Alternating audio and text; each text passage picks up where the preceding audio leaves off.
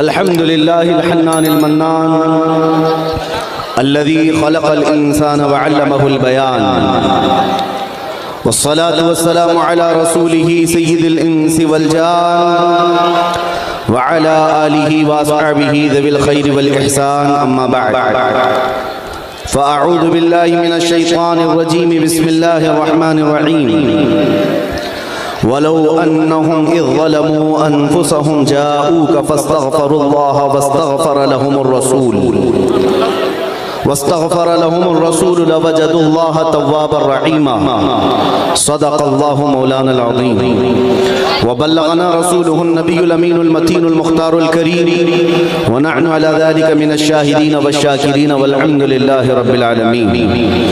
बारगाह रिसालत मुआब सल्लल्लाहु तआला अलैहि वसल्लम में एक बार दुरूद पाक का हदिया पेश फरमाएं। अल्लाहुम्मा सल्लि अला सय्यिदिना व मौलाना मुहम्मदिन मअदनिल जूदि वल करम व आलिहि व अस्हाबिहिल किराम व इब्निहिल करीम व बारिक व सल्लिम सलातन दाइमतन सरमदन अबदा। मुझे उम्मीद है कि आप हज़रात बैठ जाएंगे और सुकून व इत्मीनान का माहौल बनाएंगे। वैसे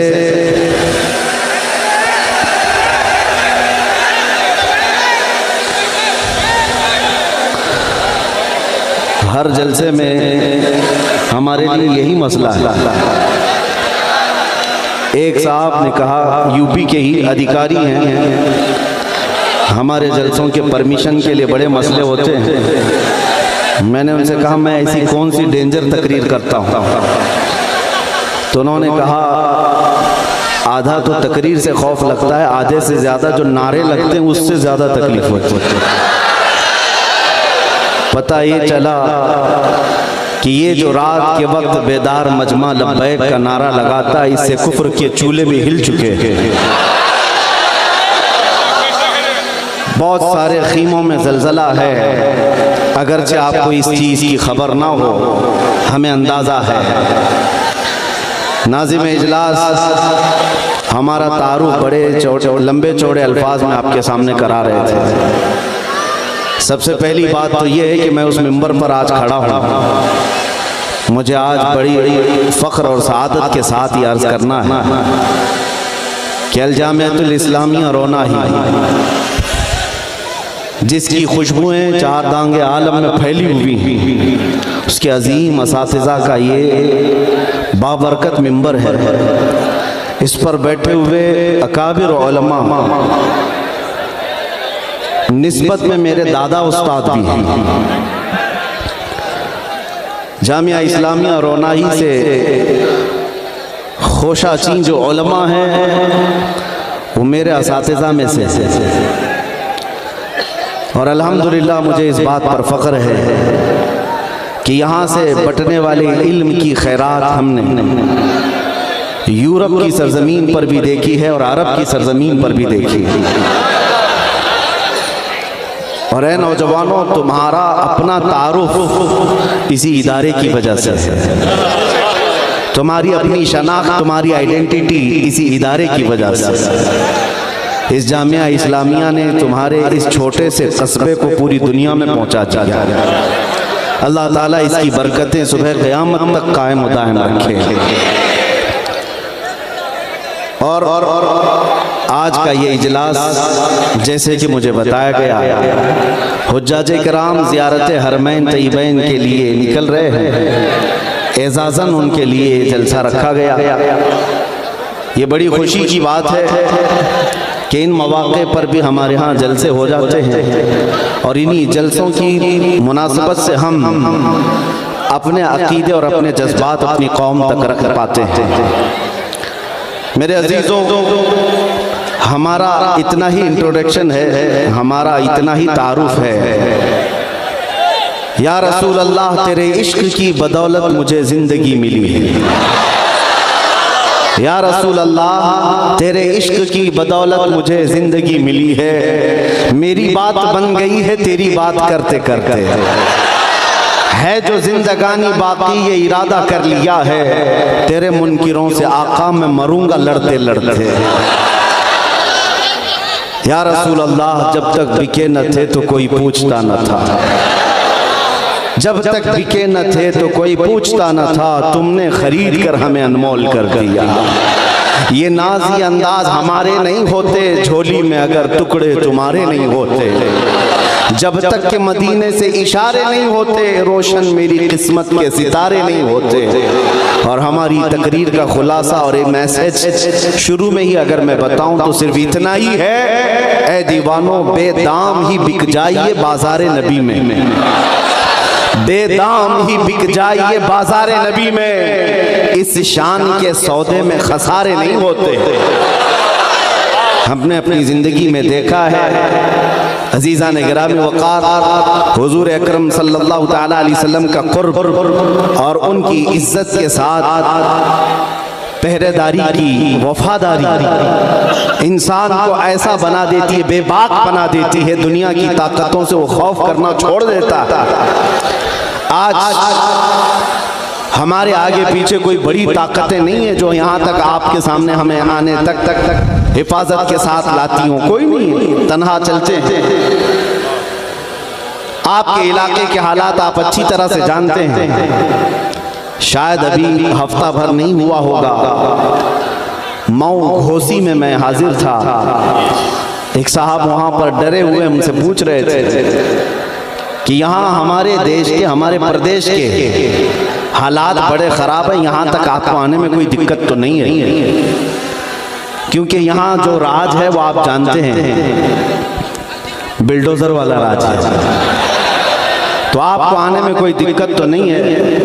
और आप यहाँ स्टेज पर आकर आसानी से बोल पाते, कोई दिक्कत तो नहीं। उस दिन तक मेरे जहन में नहीं था, हमने आज उनको जवाब ये देना था। वो तो मऊ था, घोसी था, हम तो अयोध्या भी पहुँच गए। हम तो ऑफिशियल अयोध्या पहुंच गए। और इंशाअल्लाह अज़ीज़ एक वक्त आएगा जब हर दीवार बल्कि हर इलाके से ये आवाज़ गूंजेगी, लब्बैक या रसूल अल्लाह। अज़ीज़ान गिरामी वक़ार, नौजवानों में मैं एक बेदारी देख रहा हूँ, शमाल से जुनूब तक, मशरिक़ से मगरिब तक। अगर ये बेदारी बाकी रही और बढ़ गई तो इंशाअल्लाह इनक़लाब को आना है। अंधेरे के बाद उजाले को तुलू होना है, और जुल्म की चादर ज्यादा देर तक नहीं तनी रह सकती। कुफ्र की हुकूमत तो रह सकती है, जुल्म की हुकूमत ज्यादा देर तक नहीं। अगर आज हालात खराब होने के हम बार बार गीत गा रहे हैं, तो मैं कहता हूँ नौजवानों, नाउमीदी और मायूसी की तरफ मत जाना। इस्लाम और मुसलमानों के लिए पिछले 1400 सालों से हालात कभी साजगार नहीं रहे। सतीजा गार रहा है अजल से ताइमरोज, शरारे अबू लहबी से चरागे मुस्तफवी। हर जमाने में ये हालात रहे। बाज़ हज़रात को ये अगर महसूस होता हो कि हम माइनॉरिटी में हैं, इस देश में हम अक़लियत में हैं और हमें बहुत संभल करके रहना है, तो मेरे अजीज़ों ये कोई नई बात नहीं। बदर में भी हम माइनॉरिटी में ही थे, बदर के मैदान में भी माइनॉरिटी में, उहद में भी देखें, खंदक में भी देखें, और जंगों के मैदान में सबसे बड़ी माइनॉरिटी अगर देखना हो, अक़लियत, वो करबला का मैदान है। तो इस्लाम और मुसलमानों को इन तादाद के मामलात पर कभी शिकवा नहीं रहा। आज भी मुसलमानों को शिकवा ना हो। आज से 100 साल पहले बरेली की एक आवाज आती थी, इमाम अहले सुन्नत फाजिल बरेलवी की आवाज, जो उम्मत मुस्तफ़ा के गयूर जवानों को जगाती हुई ये कहती थी, खौफ ना रख रज़ा ज़रा, तू तो है अब्दे मुस्तफ़ा। खौफ ना रख रज़ा ज़रा, तू तो है अब्दे मुस्तफ़ा। तेरे लिए अमान है, तेरे लिए अमान है। फख्र करने के लिए हमारे पास कोई सबसे बड़ी दौलत है तो वह इश्क़ मुस्तफ़ा की दौलत है। ऐ सुन्नियो, अगर तुम्हारे सीनों में आज भी ये निस्बत कायम है तो भूल जाओ कि क्या क्या चीजें कुफ़ार और मुशरिकीन और दुश्मनान इस्लाम ने हमसे लूटा है। भूल जाओ इन्होंने क्या क्या हमसे लूटा है, हमारे पास जो बाकी है वो सबसे बड़ी दौलत बाकी है। बस इस बात का ख्याल रखें, जिंदगी में कभी नामूसे रिसालत पर सौदा ना होने पाए। हुजूर पाक सल्लल्लाहु तआला अलैहि वसल्लम की इज्जत के मामले में आपको मैं बताऊं, एक सर्वे के मुताबिक, पूरे वर्ल्ड के सर्वे के मुताबिक, अपने नबी पाक सल्लल्लाहु तआला अलैहि वसल्लम के नाम के लिए सबसे ज्यादा हसास कोई कौम है वो मुसलमान है। और उसके अलावा दूसरा सर्वे ये है, पूरी दुनिया के मुसलमानों में सबसे ज्यादा सेंसिटिव, सबसे ज्यादा हसास अपने नबी के नाम पर कोई कौम है तो बर्रे सगीर हिंद और पाक के मुसलमान। अरबों को भी नहीं शुमार किया गया, अरब बड़ी तादाद में है, लेकिन सर्वे में एक आ गया है सबसे ज्यादा हसास मुसलमान हिंदुस्तान और इसके आसपास रहते हैं। उसकी वजह मेरे अजीजों इन्हीं बुजुर्गाने दीन की सोहबत है, या उलमाए कामिलीन की सोहबत है। आज मुझे इस बात का फख्र है। मैं एक बात आपको बताऊंगा कि आपको पता है कि जब डॉक्टर किसी को बेहोश करता है, चाहे वो दवा दे करके या इंजेक्शन दे करके, सुन करता है, पहले बेहोश करता है, उसके बाद चीर फाड़ करता है, ऑपरेशन करता है। लेकिन बेहोश करने के बाद कैसे चेक करेगा कि ये बेहोश हुआ है कि नहीं? उसके लिए डॉक्टर लोग कभी चूंटी काट के देखते हैं, कभी कैंची से मार के देखते हैं, या हाथ पैर उसका हिला करके देखते हैं। अगर हरकत नहीं कर रहा है तो समझ लो कि बेहोश हो गया। उसके बाद चीर फाड़ किया जाता है। ये दस्तूर है ऑपरेशन थिएटर का। इसी दस्तूर पर दुनिया में भी अमल होता है। किसी कौम को खत्म करने के लिए नशा दिया जाता है, पहले बेहोश किया जाता है, और बरसों से उम्मत मुस्लिमा को नशा दिया जा रहा है। सिर्फ हेरोइन कोकेन का नशा नहीं है, अफीम चरस गांजे का नशा नहीं है, इंटरनेट भी एक नशा है जो हम सबको दिया गया है। इस पूरी उम्मत को इस नशा में मुब्तला करके रखा गया पिछले कई सालों से, और सालों से नशा में रख करके कौम मुस्लिम को देखा गया। सिर्फ मैं हिंदुस्तान की बात नहीं कर रहा हूँ, पूरे दुनिया में। अब चेक करने का वक्त आया कि मुसलमान पूरे बेहोश हुए कि नहीं हुए। इनको चेक करने का तरीका ये था कि इनके नबी की शान में गुस्ताखी की जाए, इस्लाम, कुरान और अल्लाह की जात पर भोंका जाए, फिर देखते हैं इसमें कितने जिंदा हैं और कितने सोए हुए हैं। अब ये जो गुस्ताखियां हो रही हैं, ये चेक करने का टाइम है इनके। जगह जगह से ये मुसलमानों की बेदारी को नापना चाहते हैं। इन्होंने अरबों में भी देखा, यूरोप में भी करके देखा, जहां जहां हुजूर पाक सल्लल्लाहु अलैहि वसल्लम की शान में गुस्ताखियां कराई गई। फिर मंजर को देखा कि कितने जागे हैं, कितने सोए, बेदार कितने हैं। मेरे अजीजों, अरबों में तो ऐसी नींद है कि उनमें से कोई उठने को तैयार नहीं। चाहे कुछ भी बोल दिया जाए इस्लाम के खिलाफ, रसूल पाक के खिलाफ, वो एक गहरी नींद सोए हुए हैं। लेकिन जब यहां से कोई कुत्ता भौंका हमारे मुल्क से, तो फिर मैंने देखा है हिंदुस्तान के शुमाल से जुनूब, मशरिक से मगरिब तक हर इलाके से मुसलमान बच्चा बोल पड़ा, लब्बैक या रसूल अल्लाह। ये इस बात की अलामत है कि नशा तो तुम्हें दिया गया और नशा हमें भी दिया गया है, लेकिन अभी हमारी कौम बेहोश नहीं हुई, अपने नबी के नाम पर अभी भी होश में है। और जब तक ये होश बाकी रहेगा, याद रखना तुम्हारा चीर फाड़ नहीं हो सकेगा, ऑपरेशन नहीं हो सकेगा। जब तक ये जिंदगी बाकी है, ऑपरेशन नहीं हो सकेगा। अजीजा ने गिरामी वक़ार, खास तौर पर मैं यूपी के मुसलमानों को ये बताना चाहता हूँ, खौफ और डर के साथ अगर जीने पर तुम्हें मजबूर किया जा रहा हो तो निकाल फेंको। हमारी तारीख है, पुरानी तारीख है। तुम्हारे लिए खौफ का माहौल रास नहीं आता, सेब नहीं देता।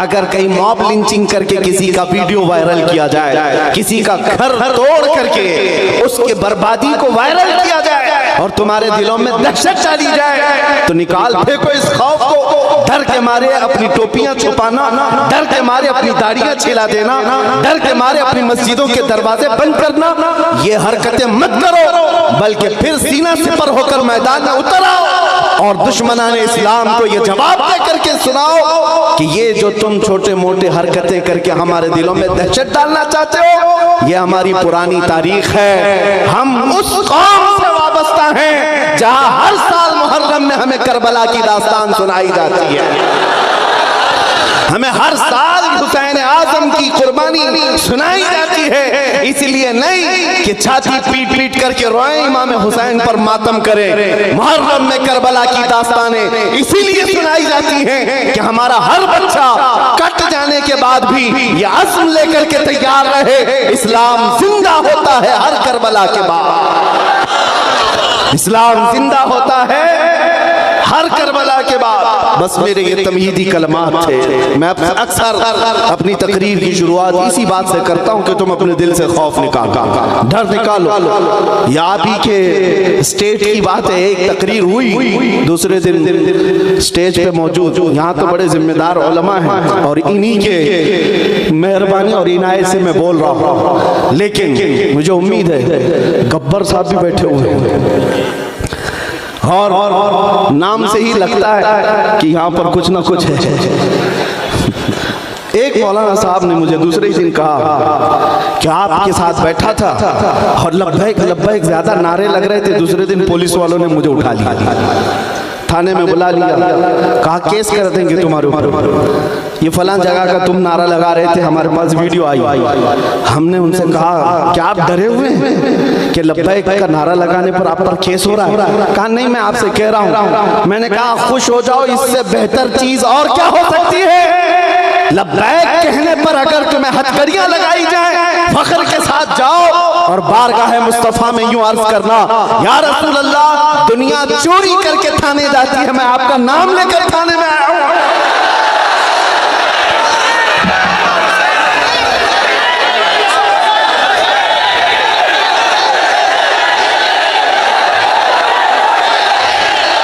लब्बैक या रसूल अल्लाह। अज़ीज़ाने गिरामी वक़ार, बस चंद बातें आपके सामने ज़ियारत हरमैन शरीफैन के मुतालिक अर्ज़ करूँगा, इसलिए कि लंबी तकरीर का वक्त नहीं। उलमाए किराम गर्मी में भी परेशान और आप हज़रात भी परेशान होंगे, जितनी देर बैठेंगे पसीने में शराबोर हो। ये मैं बात जानता हूँ, ऐसी आप नातखानों को भी कहते रहते हैं। नबी करीम सल्लल्लाहु ताला अलैहि वसल्लम के दरबार में जिसका बुलावा आया है, कितनी बड़ी खुशनसीबी की बात है। दुनिया में सबसे अजीम मकाम पर कोई जा रहा है, हमारे बुजुर्गों का तरीका ये रहा है, उसके एहसास में घर से बाहर निकल आते हैं, एक हाजी को एहराम पहने हुए देखना भी ये सवाब, उसकी रुखसती में उसके साथ चलना भी ये सवाब है, क्योंकि वो जा रहा है उस अजीम मुकद्दस मकाम पर जिसके बाद कोई और मकाम नहीं, उस आला मकाम पर जा रहा है।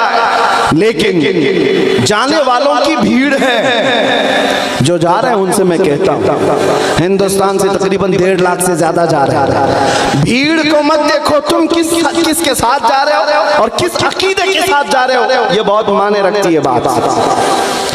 लाखों की भीड़ जा रही होगी, लेकिन आप किस हैसियत से जा रहे हैं? मेरे अजीजों, मैं आज बरमला ये कहना चाहूंगा, एक सुन्नी जाए तो पहले बरेली के इमाम को पढ़ करके जाए, हरमैन का तकद्दुस भी उसके सीने में रहेगा। किस अंदाज से जाना है उसे सब तमीज भी आ जाएगी।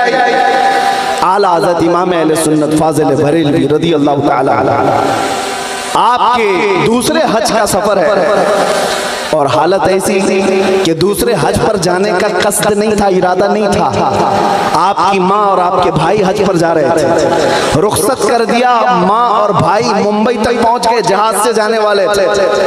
आला हज़रत लिखते हैं कि बेकरारी इतनी बढ़ गई कि रात को नींद नहीं, चैन नहीं, सुकून नहीं, कि एक काफिला हरमैन की तरफ चला गया, इधर बिस्तर पर करवटें लेते रहते थे कि काश मैं भी चला जाता। 8 दिन तक बर्दाश्त ना हो सका, फिर अपना सामान उठाया और खुद भी मुंबई पहुंच गए। अचानक जाकर जहाज का टिकट भी खरीदा और अपनी वालिदा माजिदा और अपने भाई के साथ हज के सफर पर रवाना होना। ये इश्क का तकाजा है। एक महबूब या एक मुहिब अपने महबूब की तरफ खींचा चला जा रहा है। जिस बात के लिए मैं ये बात छेड़ा हूं, सुनिए। लाखों की भीड़ आज भी हज पर जा रही है। वहां जाने के बाद कुछ लंबी लंबी दाढ़ी रखे हुए लोग माथे पर शामी कबाब चढ़ाए हुए हैं।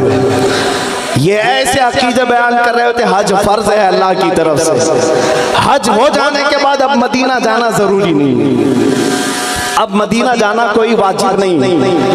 और फिर उस पर लोग ये भी कहते हैं मदीना अगर जाना ही है तो मस्जिद नबवी देखने के लिए जा सकते हो, मस्जिद नबवी में नमाज पढ़ने के लिए जा सकते हो, इसके अलावा शरीयत में कुछ नहीं है। किस दिल के साथ ये कौम कहती है समझ में नहीं आता, किस अंदाज से ये इस तरह की बातें करते हैं आज तक समझ में नहीं आता। आला हज़रत ने सच फरमाया, और तुम पर कोई मेरे आका की इनायत न सही, नजदियों कलमा पढ़ाने का भी एहसान गया। आप सुनिए, जिन लोगों ने कहा मदीना जाने की जरूरत नहीं और चले भी गए तो सिर्फ मस्जिद नबवी देखने के लिए, और एक तरफ बरेली के इमाम से पूछो, आला हज़रत से पूछो, आप हज के लिए जा रहे हैं, क्या इरादा है? अल्लाहु अकबर। एक आशिक सादिक कहता है उनके तुफैल हज भी खुदा ने करा दिए, उनके तुफैल हज भी खुदा ने करा दिए। असले मुराद हाजिरी उस पाक दर की है। हम तो हज के लिए नहीं निकले थे, अज़्म था बारगाह मुस्तफ़ा की हाजिरी, लेकिन मेरे मुस्तफ़ा की इनायतों ने हमें हज भी करा दिया। एक आशिक़ रसूल ये कहता है हम नबी पाक सल्लल्लाहु तआला अलैहि वसल्लम के दरबार में जा रहे हैं और उनके तुफैल अल्लाह ताला हमें हज भी अता करा दिया। अज़ीज़ान गिरामी वक़ार, इस इश्क के साथ, इस मोहब्बत के साथ कोई हज पर जाए तो उसकी हज की कबूलियत भी है, उसकी हज की कबूलियत है। आज दो बातें मैं अर्ज करूंगा हरमैन तैयबैन जाने वालों के लिए। हज़रत सुफियान सौरी रज़ी अल्लाह ताला अन्हु का एक कौल है, आपने फरमाया था कि एक वक्त आएगा जब मक्का में तुम देखोगे काबे से बुलंद बाला इमारतें बन चुकी होंगी। उस वक्त तक नहीं थे घर घर, अब तो काबे से बुलंद, इतनी बुलंद कि आसमान को छूने वाली इमारतें बन गई। आपने फरमाया वो जमाना ऐसा होगा कि यहाँ आने वालों की 3 किस्में होंगी। एक जमात ऐसी होगी जो खालिस तिजारत के लिए आएगी, दूसरी जमात ऐसी होगी जो सिर्फ सियाहत के लिए आएगी, पिकनिक के लिए, टूर के लिए आएगी, और तीसरी एक जमात जो आटे में नमक के बराबर होगी जो खालिस अल्लाह के लिए आएगी। हज़रत सुफियान सौरी रहमतुल्लाह अलैह ने फरमाया जब वो ऐसा दौर आ जाए, ऐ मेरे अजीज तू आना तो इमारतों को मत देखना, खालिक असबाब की तरफ तवज्जो रखना। आज हुज्जाज किराम के लिए बात बहुत ज़रूरी है। हज़रत अला बिन मुबारक रहमतुल्लाह तआला अलैह फरमाते हैं मैं हज के लिए निकला था, सफ़र में मैंने देखा एक नौजवान को, वो बगैर किसी तोशे के निकला हुआ है। उस वक्त ऊंटों पर सफ़र किया जाता था, घोड़ों पर सफ़र किया जाता था। एक नौजवान तन्हा जा रहा है काफिले के बगैर। रास्ते में हज़रत इब्ने मुबारक ने उसे पकड़कर पूछा कहाँ जा रहा है? उस नौजवान ने कहा मैं हज के लिए जा रहा हूँ खाने काबा। तो आपने पूछा कि इस रास्ते में सफर के लिए कोई चीज नहीं ले जा रहा है? उसने पलट करके हज़रत इब्ने मुबारक से कहा अगर कोई तुम्हें अपने घर में दावत के लिए बुलाए तो क्या घर से अपने खाना लेकर के जाते हो? मैं खुद से नहीं जा रहा हूँ, मैं रब्बुल आलमीन की दावत पर जा रहा हूँ, वही मेरे खाने का इंतजाम फरमाएगा। हालांकि ये तवक्कुल का आला दर्जा है, हर हाजी को चाहिए कि वो अपना ज़्यादा सफर ले जाए। तवक्कुल का दर्जा ये था। हज़रत इब्ने मुबारक फरमाते जब मैं हज के लिए वहाँ पहुँचा तो खाने काबा के तवाफ के बाद उस नौजवान को एक जगह खड़े देखा। वो पुकार रहा था कि ये कैसा दस्तूर है कि जब भी कोई घर में दावत करके बुलाता है मेज़बान घर में होता है, मेहमान के आने के वक्त मेज़बान होता है, और मैं यहाँ आ गया हूँ मेहमान बनकर, मेज़बान किधर है? वो चीख रहा था। हजरत इब्ने मुबारक फरमाते हैं मैं उसके करीब खड़ा रहा। अचानक खाने काबा के पास एक बिजली चमकी और उसे देख करके वो नौजवान गश खाकर गिर गया और पुकारने लगा, फुस्तु बिरब्बिल काबा, रब्बे काबा की कसम मैं मुराद को पहुंच गया। और इसी के बाद उस शख्स का इंतकाल हो गया। इब्ने मुबारक फरमाते हैं वो नौजवान काबा देखने नहीं, रब्बुल आलमीन के दीदार के लिए आया था। अजीज़ान गिरामी वक़ार, हज बैतुल्लाह को जाने वाला आज वहाँ पर हाजी जाकर के देखता है होटल के बेड कैसे हैं, होटल के दरवाजे कैसे, होटल की एसी कैसी है, आने जाने की गाड़ियाँ कितनी चमचमाती हैं, सड़कें कैसी बनी हैं, हरम की इमारतें कैसी हैं। इसी में उसके 40 दिन गुजर जाते हैं, इसी कैलकुलेशन में रह जाता है। सुबह क्या पकाया था, दोपहर में कौन सा बुफे लगा था, रात के वक्त खाने के कितने इंतजाम थे। इसी सारे मामलात में, इन्हीं सारे मामलात में वो अपना हज का सफर पूरा कराता है। अजीज़ान गिरामी वक़ार, जो हज पर जा रहे हैं उनके लिए नसीहत है कि वो दुनिया छोड़ करके जाएं। जानते हैं जब मेरे आका सल्लल्लाहु तआला अलैहि वसल्लम जब तशरीफ लाते तो यूं अर्ज करते खाने काबा के इहाते में, जीतु इलैका हारिबन या अल्लाह, ऐ अल्लाह मैं दुनिया से भाग कर तेरे पास आया। जबकि हुजूर के पास कौन सी दुनिया थी? नबी पाक सल्लल्लाहु अलैहि वसल्लम ने कौन सी दुनिया जमा कर रखी थी?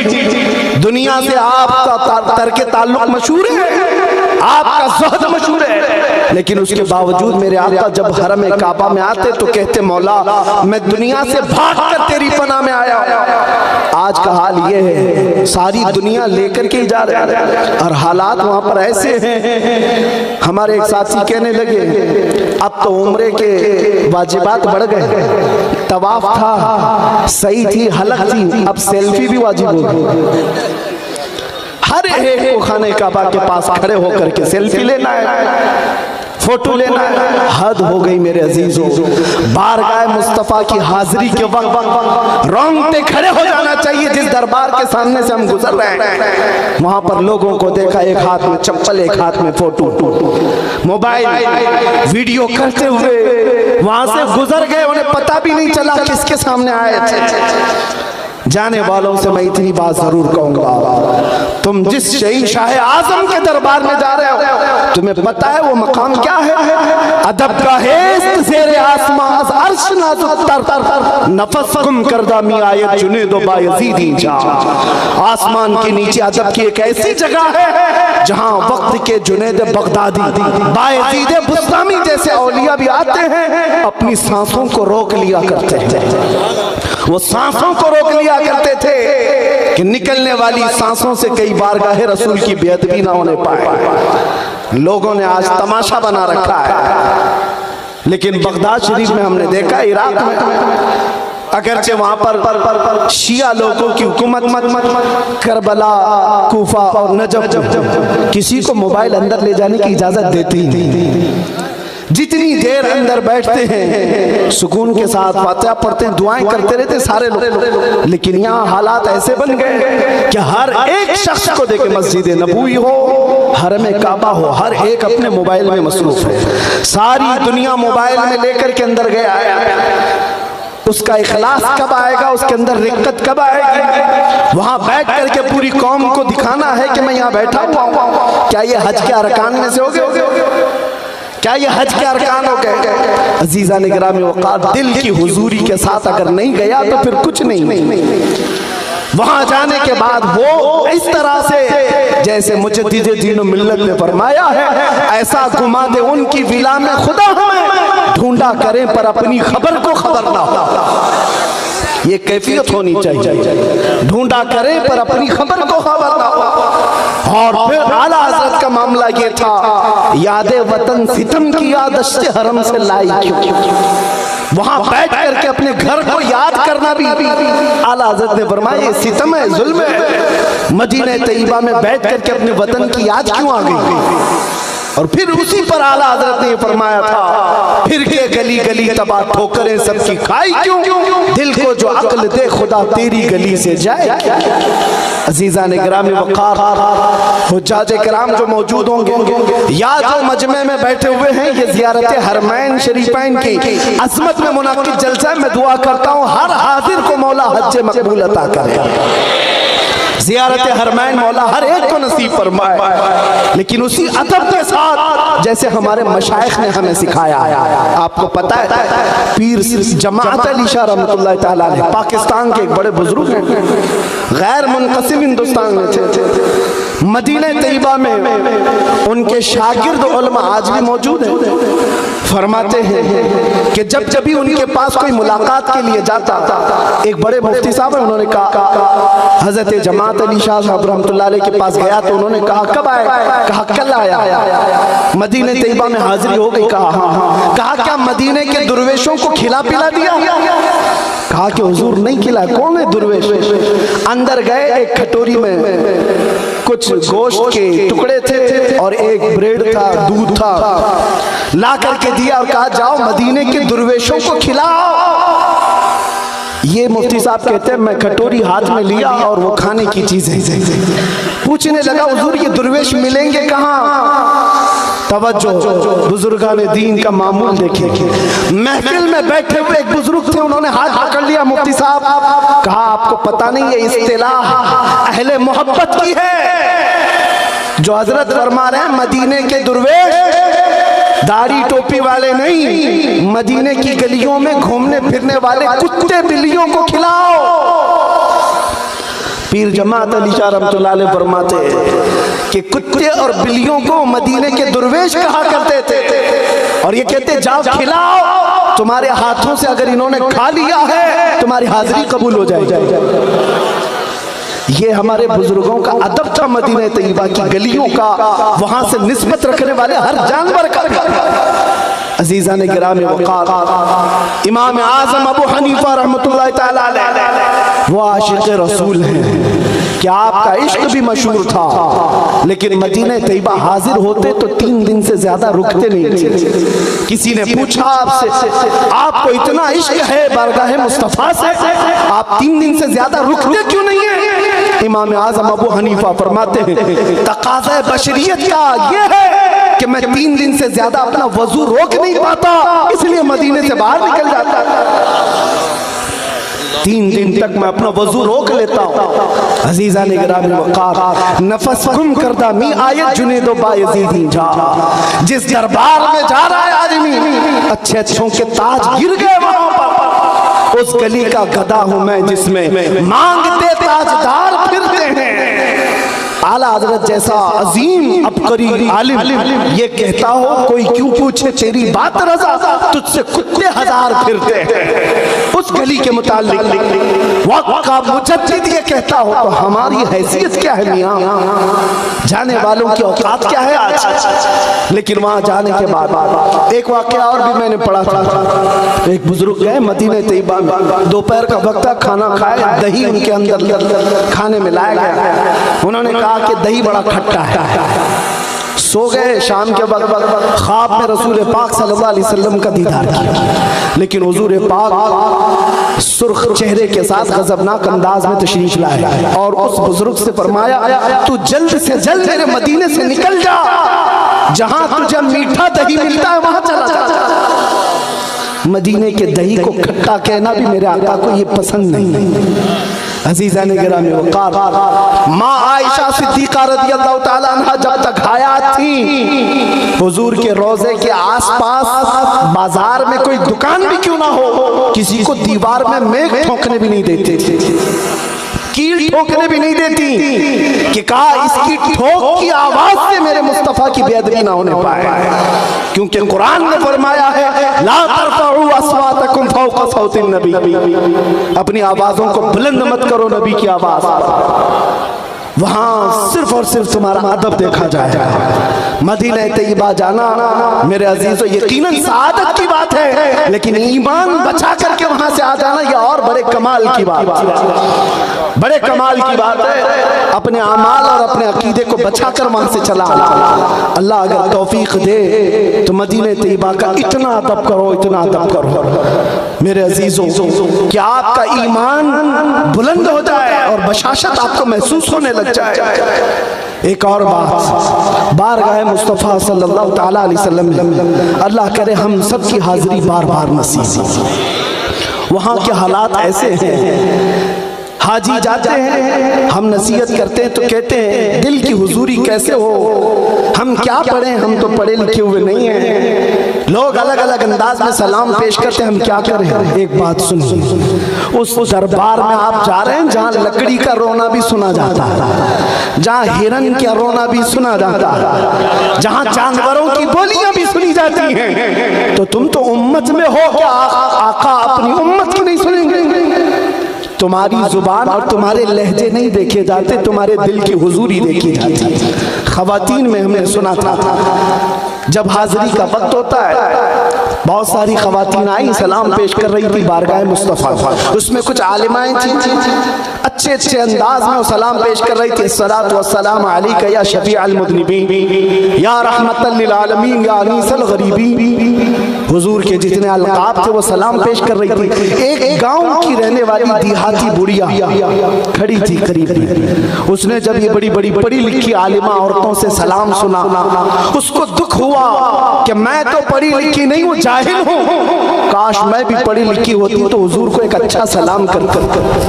और उसको दुख भरा रोना आ गया, काश मैं पढ़ी लिखी होती तो आज हुजूर को अच्छा सलाम कर सकती थी। और इस दुख की वजह से, इस गम की वजह से वो ज्यादा देर तक हुजूर के दरबार में खड़ी ना हो सकी। रोते रोते अपने आंचल से आंसू पोंछते हुए सिर्फ यूं कहा, अस्सलामु अलैकुम या रसूल अल्लाह। अल्लाह के रसूल आप पर सलामती हो, बस मुझे इतना ही आता है, इसके अलावा कुछ नहीं आता। वो भागकर अपने घर आई, अपनी क़यामगाह में आकर सो गई। फरमाया रात के वक्त ख्वाब में मेरे आका सल्लल्लाहु अलैहि वसल्लम तशरीफ लाते थे, किस्मत बेदार हुई। उस खातून से मेरे आका ने फरमाया, आज लाखों लोगों ने मुझे सलाम किया, लेकिन उनमें से सबसे अच्छा मुझे तेरा सलाम लगा।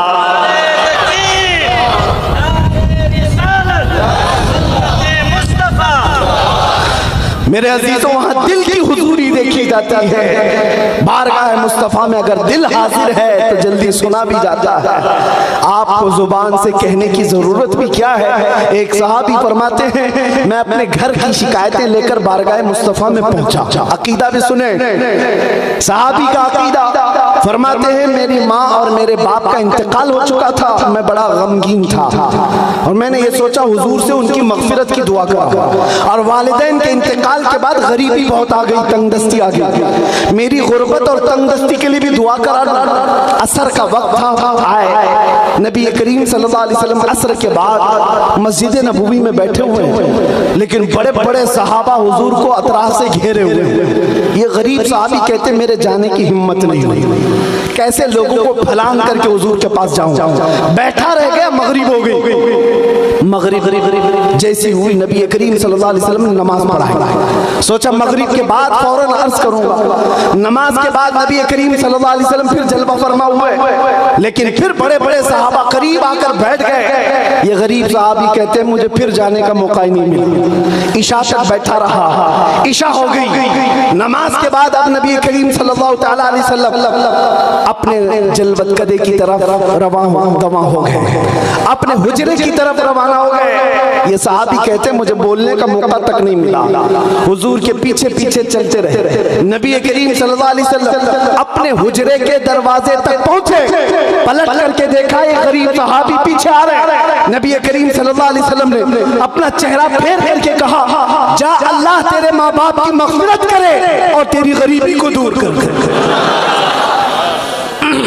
वो सहाबी कहते हैं जो तमन्ना मैं अपने दिल से लेकर अपने घर से निकला था, मेरे कहने की भी नौबत न आई। मेरे आका सल्लल्लाहु अलैहि वसल्लम ने मेरे दिल की सुनी और वही दुआ मेरे लिए फरमाई।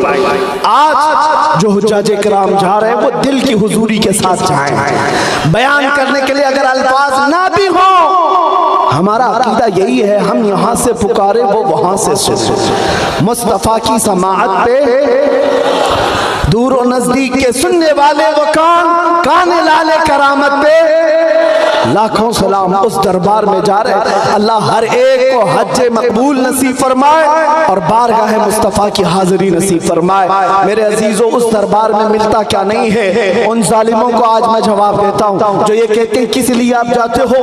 अब मदीने तैयबा जाना वाजिब नहीं है। हजरत अब्दुल्ला बिन मुबारक फरमाते हैं, मैं मदीने की हाजिरी के लिए गया था। ये 150 साल बाद, हुजूर की वफात के 150 साल बाद का वाकया है। हुजूर अकरम सल्लल्लाहु ताला अलैहि वसल्लम के कब्र अनवर में जाने के 150 साल बाद अब्दुल्ला बिन मुबारक फरमाते, मैं मदीने में हाजिर हुआ और फिर ऐसी कैफियत में हाजिर हुआ कि मेरा ज़ादे सफर खत्म हो चुका था, माल सब कुछ खत्म हो चुका था, मुझे एक वक्त की रोटी खाने के भी पैसे नहीं थे। मदीने में आया लेकिन शर्म की वजह से किसी से मांग नहीं सकता था। सीधे मस्जिद नबवी में आया, दोपहर का वक्त था, ज़ोहर पड़ा और मिंबर रसूल के करीब लेट गया, नींद लग गई। ये सोच करके सोया जिसके दरबार में आया हूँ वो कहीं ना कहीं इंतजाम जरूर करेंगे। फरमाते अब्दुल्ला बिन मुबारक, भूख की वजह से, शिद्दत की भूख की वजह से नींद तो लग गई। जैसे ही आंख लगी मेरे आका को मैंने देखा, ख्वाब में रसूल पाक सल्लल्लाहु अलैहि वसल्लम एक हाथ में गरम रोटी और एक हाथ में शहद लेकर के तशरीफ ला रहे हैं और फरमा रहे हैं, अब्दुल्ला बिन मुबारक उठ, तुम मदीने का मेहमान है, जितनी भूख लगी है मेरे हाथ से खा ले। अब्दुल्ला बिन मुबारक कहते हैं, मैं रोटी को शहद में डुबो कर खाता रहा। आधी रोटी हो चुकी थी, असर का वक्त हुआ, मुअज्जिन अजान देने के लिए जा रहा था, किसी ने मेरा पैर पकड़कर खींच करके उठाया, असर का वक्त हो गया, अभी मस्जिद में सोया पड़ा है। अब्दुल्ला बिन मुबारक कहते हैं, बड़ा अच्छा ख्वाब देख रहा था, मेरे आका के हाथ से रोटी और शहद खा रहा था, लेकिन आंख खुल गई, नींद खत्म हो गई, ख्वाब से बाहर आया। ख्वाब का मामला ख्वाब में होता है। अब्दुल्ला बिन मुबारक कहते हैं, लेकिन जब मस्जिद नबवी में मेरी आंख खुली तो मैं देखता हूँ आधी रोटी और शहद मेरे हाथ में अभी भी बाकी है। मुस्तफा करीम अगर किसी को ख्वाब में दे तो हकीकत की तरह है। इसी को मेरे इमाम ने कहा था, कौन देता है देने को मुंह चाहिए, देने वाला है सच्चा, मांगेंगे मांगे जाएंगे, मुंह मांगी पाएंगे। सरकार में न ला है न हाजत अगर की है, मेरे करीम से कर कतरा किसी ने मांगा, दरिया बहा दिए हैं, दुर्बे बहा दिए। आज उसी अजमत को अपने दिलों में बसा कर जाने की जरूरत है। मैं एक बात कहकर अपनी गुफ्तगू को समेट लेता हूँ। हजरत अबू हफ्स समरकंदी रहमतुल्लाह ताला बड़े बुजुर्ग अपनी किताब में फरमाते हैं कि हमने मक्का मुकर्रमा में एक शख्स के मुतालिक ये सुना कि अचानक एक शख्स का इंतकाल हुआ, उसका एक इकलौता बेटा था। घर में जैसे ही उसका इंतकाल हुआ उस शख्स का चेहरा गधे की तरह बन गया, चेहरा बिगड़ गया। अकलौता बेटा उसका है, बेटे ने देखा बाप की शक्ल बिगड़ गई, जल्दी से घर का दरवाजा बंद कर दिया, कुआड़ लगा दिया, घर की औरतों को समझाया, किसी को बाहर कहने की जरूरत नहीं। बाप का चेहरा जब बदल गया है, हम लोग किस कैफियत से लोगों को बुलाएंगे आखिरी दीदार करने के लिए? एक काम करते हैं, घर में गड़ा खोदेंगे, यहीं दफन कर देंगे, और इसके अलावा चारा क्या है? दिखाना भी तो बड़ी जिल्लत की बात है कि चेहरा जानवर की तरह नजर आ रहा है। वो रोता हुआ गमगीन बैठा हुआ था, बेटा अपने बाप की मौत की गम और चेहरा बदलने का दुख और ज्यादा था। अचानक उसके घर का दरवाजा खुलता है, एक बुजुर्ग घर के अंदर आते हैं, चेहरे पर चादर पड़ी हुई, सीधे वो बुजुर्ग उस मैयत की तरफ गए और उस मैयत के चेहरे से चादर हटाई और अपना हाथ उस पर फेरा, दुआ की, वापस पलट आए और इस नौजवान से पूछा क्या बात है, क्यों रो रहा है? वो नौजवान कहता है, आप कहाँ से आ गए मेरे घर में, तो सारे दरवाजे बंद किया था और आप नहीं देखती, ये चेहरा उठा नहीं रहा है। नौजवान गम के मारे रोता हुआ कह रहा है, आपने तो देख लिया मेरे बाप का चेहरा किस तरह हो गया, मैं दुनिया को क्या बताऊं आज? उस बुजुर्ग ने कहा, तेरे बाप का चेहरा कुछ तो नहीं हुआ, जा उठकर देख तो। ये नौजवान कहता है, मैं उठ करके गया, जाकर देखा तो मेरे बाप का चेहरा चांद की तरह चमक रहा है, कोई बिगड़ा हुआ नहीं, कोई जानवर की सूरत नहीं। देख करके खुशी के मारे रोने लग गया। अब ये नौजवान उस बुजुर्ग को पकड़ने के लिए आया, वो दरवाजे तक जा चुके थे। दौड़ता हुआ आया, दामन पकड़ लिया, कहा आप कौन हैं? अल्लाह के फरिश्ते हो और आपने मेरे घर में होने वाले इस हादसे को कैसे टाल दिया? आए हुए बुजुर्ग ने पलट करके कहा अना मुहम्मदुन रसूलुल्लाह, मैं मोहम्मद अल्लाह का रसूल हूँ।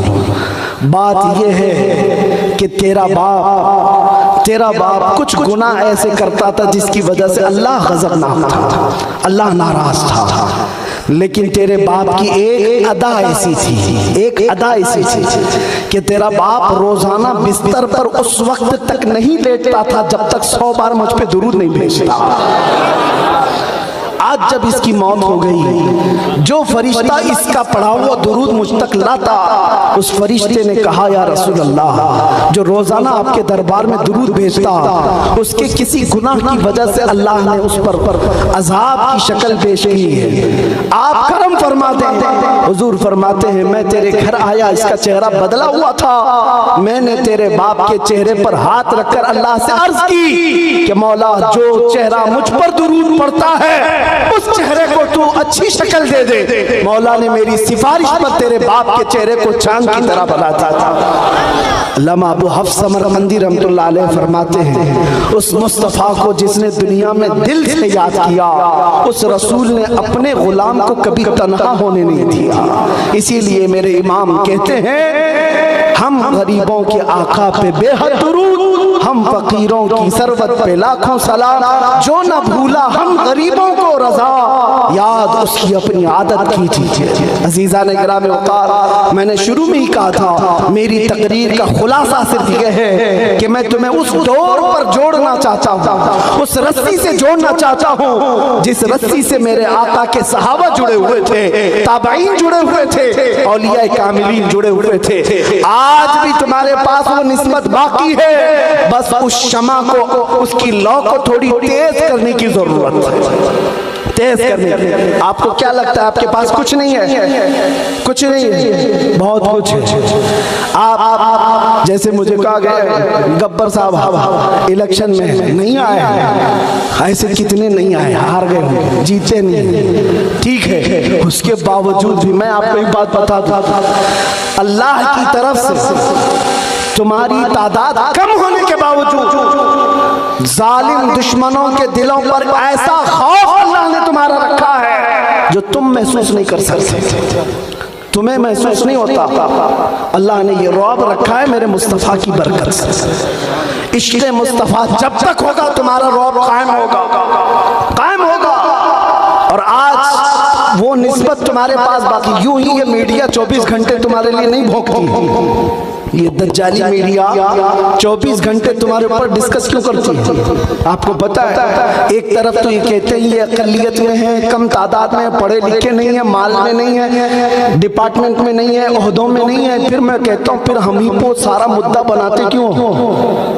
हमारे पास जब कुछ है ही नहीं तो सारे इलेक्शन का मुद्दा भी हम ही होते हैं। अरे इस मुल्क में और भी दूसरे कौमें भी जी रही हैं, सिख भी हैं, पारसी भी हैं, ईसाई भी हैं, जैन भी हैं, लेकिन जीतने के लिए हमारा ही नाम चाहिए। वजह क्या है?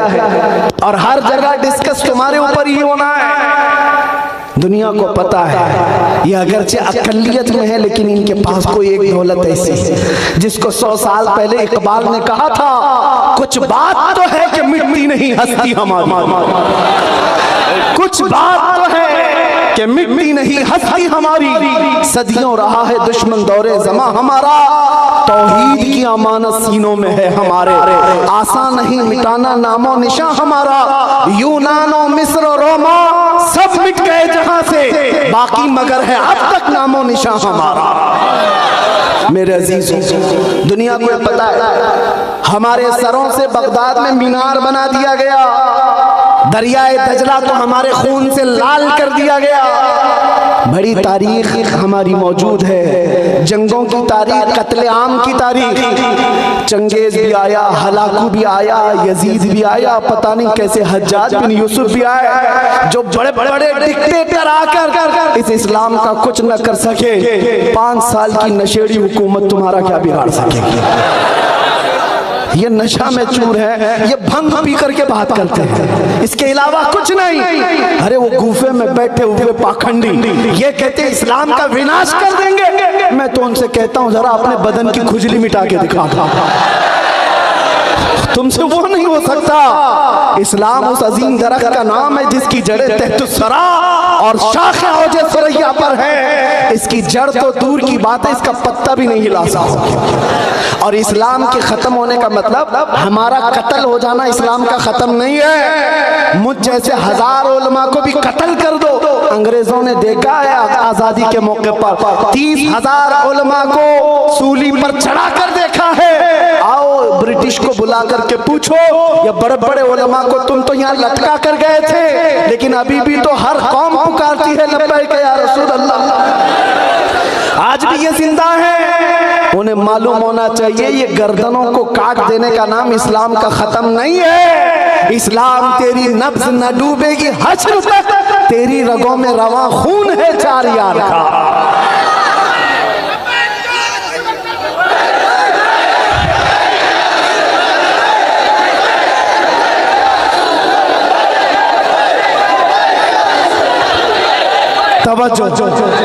आपको पता है ये हालात हो सकते हैं, उलमाए ज़मील एहतराम में बैठे हुए धीरे धीरे शिकंजा कसा जा रहा है, सबको पता होगा। उंगली पकड़ी थी, फिर हाथ पकड़ लिया, फिर कमर, अब गर्दन तक आ गया। तुम्हें ये भी करना वो भी करना है, सब ठीक है, वक्त जहां तक भी आने दो। मैं एक छोटा सा तालिब इल्म होने की हैसियत से बड़ा इंस्पायर हूँ मौलाना किफायत अली काफी को पढ़कर। अल्लामा किफायत अली काफी उस बुजुर्ग का नाम है जिसकी तारीफ वक्त का मुजद्दिद भी करता है। आला हज़रत फरमाते हैं अगर मैं किसी की नातें पसंद करता हूँ, सुनता हूँ, तो एक मौलाना हसन रजा बरेलवी के और दूसरे मौलाना किफायत अली काफी। उस किफायत अली काफी को जानते हो 3000 अंग्रेजों ने मिलकर गिरफ्तार किया था और गिरफ्तार करके 8 दिन तक बदन पर स्त्री चलाते थे, गर्म स्त्री, और जब चमड़ा जल जाता था तो रात को नमक छिड़कते थे। उस आलिम का इम्तिहान था, हर दिन कहा जाता कबूल कर लो हमारी हुकूमत को, तुम्हें किसी ओहदे पर बिठा दिया जाएगा, वजारत दे दी जाएगी। किफायत अली काफी रहमतुल्लाह अलैह ने यही कहा था, मेरा ईमान इतना सस्ता नहीं है कि एक ओहदे के लिए बेचे। लेकिन उसके बाद अंजाम क्या हुआ? अंग्रेजों ने 8 दिन के बाद उनको सूली पर चढ़ाया। मुरादाबाद शहर ज्यादा दूर नहीं है, मुरादाबाद के चौराहे पर मौलाना किफायत अली काफी को फांसी के फंदे पर लटकाया जा रहा था। उस वक्त उस आशिक रसूल से पूछा गया कोई आखिरी ख्वाहिश है? बीवी से मिलना है, बच्चों से मिलना है, किसी को कुछ नसीहत करना है? उस आशिक सादिक ने कहा मेरी आखिरी ख्वाहिश ये है कि एक बार नाते रसूल पढ़ लो। फंदे पर जाने से पहले पुकार कर कहने लगे कोई गुल बाकी रहेगा न चमन रह जाएगा, पर रसूलुल्लाह का दीने हसन रह जाएगा। सब फना हो जाएंगे काफी वो, लेकिन हश्र तक नाम हजरत का जुबानों पर चलन रह जाएगा। किफायत अली काफी को फांसी पर लटका दिया और 8 दिन तक जश्न मनाया अंग्रेजों ने। एक मौलाना को हमने कत्ल कर दिया, कल को अगर मेरी फांसी होती है मुझे मार दिया जाता है। हो सकता है कुछ लोग जश्न मनाए, खुशियां मनाए, बहुत आजादी के साथ बोलता था, खत्म हो गया। मौलाना किफायत अली काफी को एक आशिक रसूल समझ करके ही कत्ल किया गया। उनके इश्क की वजह से उन्हें फांसी पर चढ़ाया गया, लेकिन इन्हें निजाम कुदरत पता नहीं इन कुत्तों को। एक आशिक रसूल को तुमने मुरादाबाद में फांसी पर चढ़ाया, उसके पड़ोस शहर में बरेली में मौलाना इमाम अहमद रजा को पैदा किया। एक चिराग बुझाओगे मौला दूसरा ऐसा जलाएगा चिराग। किफायत अली काफी को तुमने फांसी पर चढ़ाया, लेकिन मौला ने एक ऐसा आशिक उस पड़ोस शहर बरेली में पैदा किया कि फिर उठते साथ कलम संभाला और फिर हर एक के दिल में इश्क रसूल भर दिया और हर एक के मतमह नजर को मदीने की तरफ कर दिया। और फिर हर जगह से आवाज आने लग गई, डाल दी कल्ब में अज़मते मुस्तफा सैयदी आला हजरत अजीजा ने गिरामी वक़ार। मेरा सिर्फ इतना ही कहना है, ये दौलत आज भी तुम्हारे पास बाकी है, इस दौलत को और बढ़ा लो, इस शमा की लौ को और बढ़ा लो, फिर देखना इनकलाब को आना है। मैं अपनी गुफ्तगू इस बात पर खत्म करता हूँ कि मोहम्मद से वफा तूने तो हम तेरे हैं, ये ये जहां चीज है क्या, लौह कलम तेरे हैं, कुव्वते इश्क से हर पस्त को बाला कर दो और दहर में नामे मोहम्मद से उजाला कर दो। वाखिर दावाना अनिल हम्दुलिल्लाहि रब्बिल आलमीन।